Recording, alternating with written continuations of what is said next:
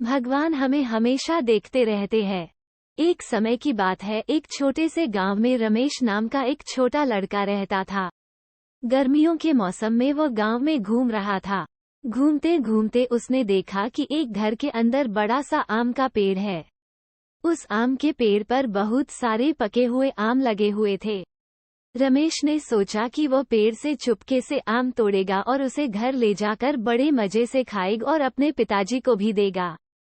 रमेश ने ढेर सारे आम तोड़े और उन्हें अपने कपड़े में बांध लिया और घर की ओर चल पड़ा। घर जाकर उसने अपने पिताजी को सारे आम दिखाया और कहा, देखिए पिताजी, ढेर सारे पके हुए आम।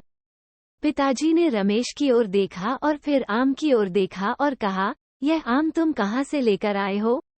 तुम्हारे पास इतने पैसे कहाँ से आए? रमेश ने कहा, पिताजी, यह आम मैंने खरीदे नहीं है, ये तो मैंने दूसरे के पेड़ से तोड़े हैं।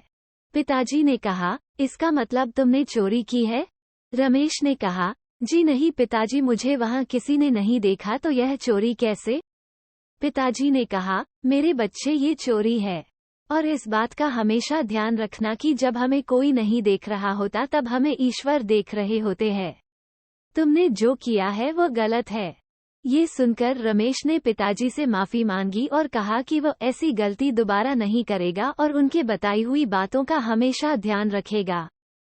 कुछ सालों बाद रमेश के घर खाने की कमी हुई। रमेश के पिता की आमदनी नहीं हो रही थी। एक दिन पिताजी ने रमेश से कहा कि तुम मेरे साथ चलो, हमें खेत से कुछ धान काट कर लाना है। हम धान दूसरे की खेत से काटेंगे। खेत के पास पहुंचते ही पिताजी ने कहा, रमेश तुम आसपास नजर रखना और अगर हमें कोई देखे तो मुझे बताना।